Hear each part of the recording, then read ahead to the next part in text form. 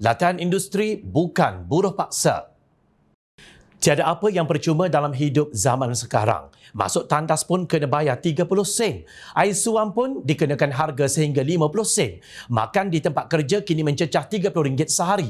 Itu realiti yang tidak boleh dinafikan oleh sesiapa. Justru, Pemuda Parti Amanah Negara Amanah menyokong kempen Bayar Intern Kita yang digerakkan di seluruh negara bagi menormalisasikan pembayaran allowance kepada semua mahasiswa. Sehubungan itu, Naib Ketua Pemuda Amanah Amar Atan mencadangkan agar Kerajaan Perpaduan menetapkan sejumlah bayaran allowance sebagaimana yang ditimbulkan dalam kempen yang digerakkan berdasarkan protes mahasiswa Rashifa Al-Junid baru-baru ini.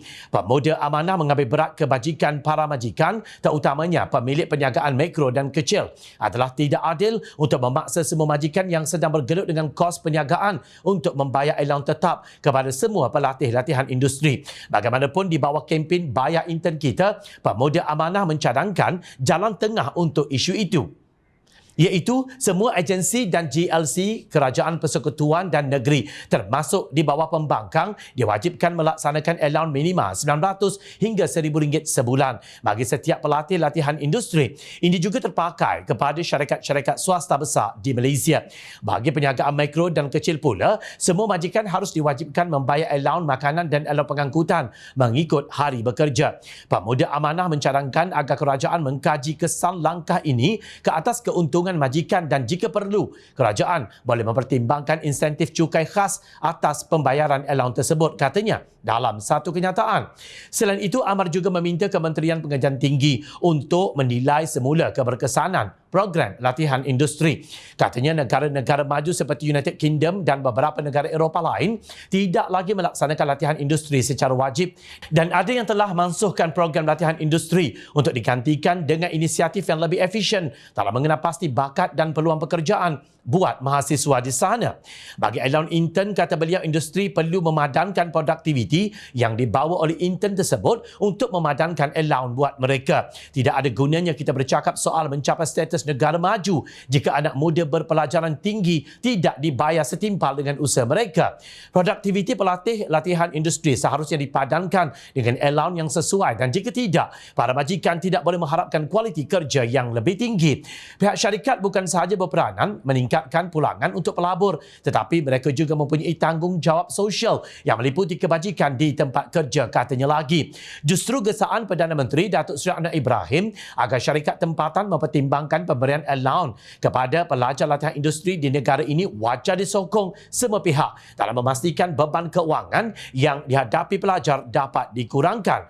Timbalan Ketua Pemuda Amanah Nasional Razak Rizwan berkata, dengan mengambil kira tenaga dan sumber yang diberikan oleh pelajar latihan industri kepada syarikat, peruntukan allowance yang munasabah kepada pelajar-pelajar ini adalah wajar. Selain sebagai sagu hati kepada mereka, kebanyakannya perlu menampung kos perjalanan dan tempat tinggal sepanjang tempoh mereka menjalani latihan.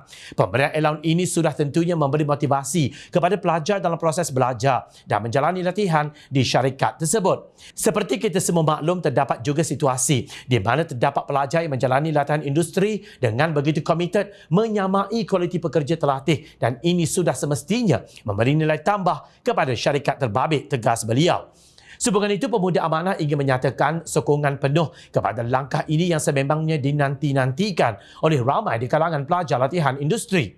Belum lagi kita berbicara tentang insurans kemalangan ketika bertugas atau pergi dan pulang dari tempat bertugas ketika menjalani latihan industri. Ramai yang tidak sedar bahawa anak muda sangat terdedah kepada kemalangan di tempat kerja atau ketika pergi dan pulang bertugas. Jom jana dapati banyak kes di hospital. Anak muda yang terlibat kemalangan tidak dapat menjalani prosedur tertentu hanya kerana tiada bayaran yang dibuat. Mereka tidak mempunyai pelindungan seperti perkeso sepanjang latihan industri. Maka gadailah keluarga untuk membuat bayaran kepada pihak hospital. Ini satu realiti dan tolong jangan dinafikan.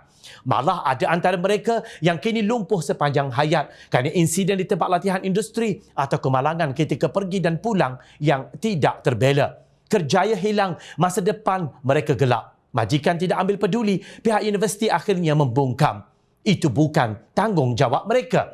Di mana suara wakil rakyat di Dewan Rakyat? Adakah mereka terfikir tentang isu ini? Latihan industri bukan buruh paksa. Majikan dan IPT, kerajaan mohon jadi manusia.